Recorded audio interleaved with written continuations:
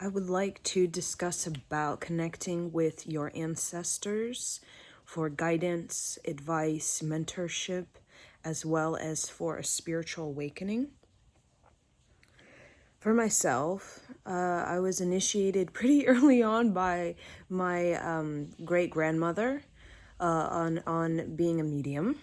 And then when my father passed away, my father as well started to support this very old gift that has been passed down for many, many generations within my African American side. So I have kind of several ancestors that are deceased that like great grandparents that support my decision making and support my evolution. And whenever I'm needing to make a very important decision or I need encouragement because I'm breaking through generational curses, ancestral trauma, and really trying to level up or raise my vibration, which is not easy. To be courageous or to pursue things that really are to bring prosperity or higher levels of creativity or genius. The ancestors, they come to me, they show themselves to me, and mostly I have, it's not a lot. There is say about a great grandmother, an African American woman, and then I have, I think, another deceased ancestor that also comes to me that is a woman. And these women are very strong. They're very much similar to me in the way that they're warrior spirits. Okay, they're warrior spirits. They have a lot of fire in their belly. Okay, they have a lot of will to survive. And also, they were considered the matriarch to their family, which is basically the woman. There's always the woman in the household. There's this, that is like a force to be reckoned with, the powerhouse woman. So, how can we connect with our ancestors? Like for me, my mediumship gift that my father had, grandfather, great grandmother, so on, helped give me easy access. But for those of you who may not have necessarily like developed psychic gifts, or you're just now starting to develop them, I think connecting with our ancestors is also connecting more with the earth. So get more in nature, get more involved in nature, learn how to garden. It can be wonderful. When I started to do my own gardening, that just opened my psychic abilities like tremendously. Also get into an early morning sadhana or early morning practice before the sunrise, and even before the sunset, when right as you're about to go to bed. That will really open your consciousness and help to thin the veil between this sort of planetary system that we're in, dimensionally wise and realm wise, and help us to connect to outside the beyond the veil. Okay. Many psychics talk about seeing beyond the veil, right? Or seeing through the veil, right? And when you connect with nature, you're going to feel the spirit of Mother Gaia. But then Mother Gaia's spirit will guide you to your own ancestors, okay, which are connected to your root system, okay? And, for me, my ancestors, there's all kinds of different ones that go to different places on this planet and gave me access to these different like spiritual practices that belong to not just the US, going kind of far back into other places. And what's helped me to reach these wonderful, powerful ancestors is through connecting to Mother Earth, connecting to Mother Earth, through gardening, through forest bathing, through, really spending time with nature. Like when you're a kid or you're a child and you spend most of your time after school in nature, let's be honest. Or nowadays they do video games, but in my generation, we didn't do the video game stuff. We were outside for hours and hours and hours before, dinner time. So, and that will really, really sensitize you.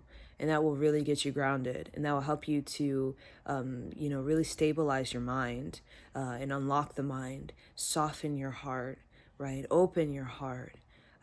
It's really that wonder, it's that play, right? That is how we're able to really open up.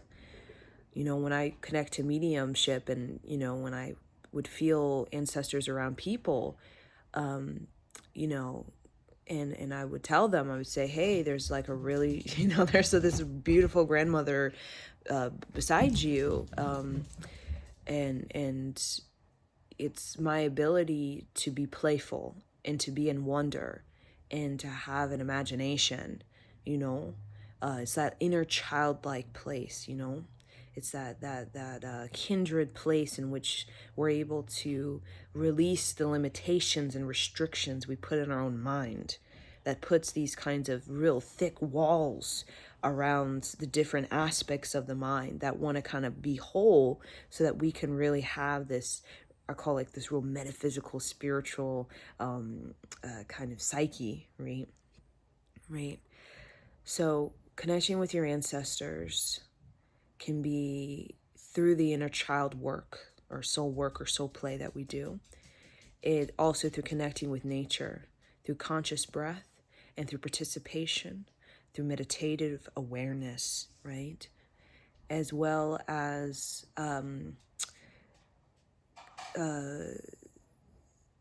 getting in touch with your creativity, getting in touch with, again, that inner child that will want to share this creativity, right? Getting in touch with that creativity, either it's playing the piano, the drums, that will automatically really develop your natural talents and gifts, right? Even if,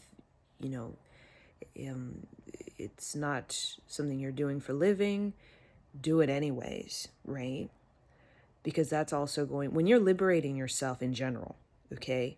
Your ancestors, you feel them most deeply when you're liberating yourself, okay? When you're in an act of celebration or liberation, or an act of loving yourself, or being grateful for this earth, or, really being authentic with yourself, or in prayer, or really listening to your heart, right? Really asking for help from the universe, right? Most importantly, right? When you ask for help and really tap into your inner child, is wonder to receive a response. That's when your ancestors will come in, and they will appear to you through your senses. We talk about gifts of being a medium, being clairvoyant, clairaudient, clairsentient, being a channeler, being a wisdom holder. There's all these type of senses, right? And they will come to you through your senses, and for some people it's different. Like for me, I have a knowing, okay, when there's a when I'm connecting with an ancestor, or getting a message from an angelic being. Some people they see something like a flickering, or some in flickering of opalescent light or illuminating light or something. They could see the colors, the aura of this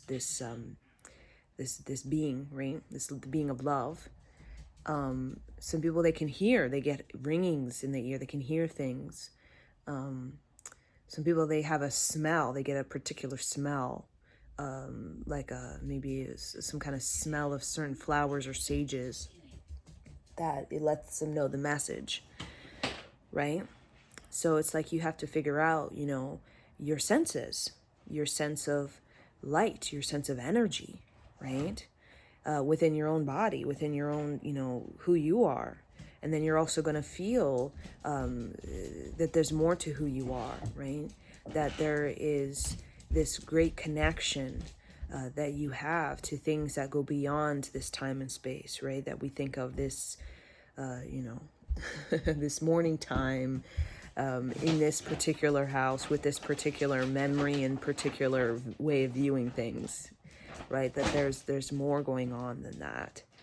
And when we start to expand our mind through our courageous leaps of faith and trust in ourselves and character development, we're going to open just possibilities for us to show up in ways that our ancestors have been leading us to, right? To help us evolve according to our soul's map, right? And the ancestors, they support every soul map. And if you're the first generation, you're the, not first generation, you're the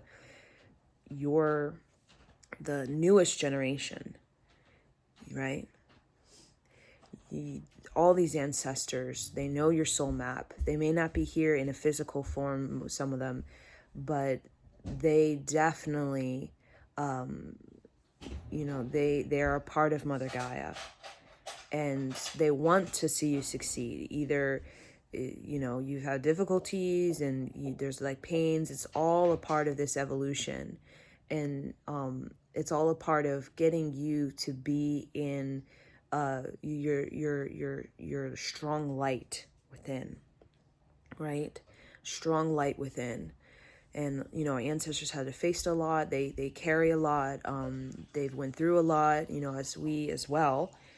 And some of them, didn't really, they didn't really listen to themselves, or they didn't really fulfill what they wanted to do, or whatever it is. There's always going to be those ancestors that come forth that really did hold the vibration for the entire ancestor, all the ancestors. And usually when you start to raise your vibration and want to work on your personal collective evolution, you're going to get in touch with that particular ancestor. Okay, because I know some people have ancestors that maybe they were kind of like a dud, okay, which we all have those lifetimes where we give into fear, we die being a fearful person, and then all the fear in between, right? And we call that a dud life, but it's not. I mean, we all have it. We all give into fear and the consequences of that, right? And it's not a negative, right? It's a learning experience in the bigger picture of things.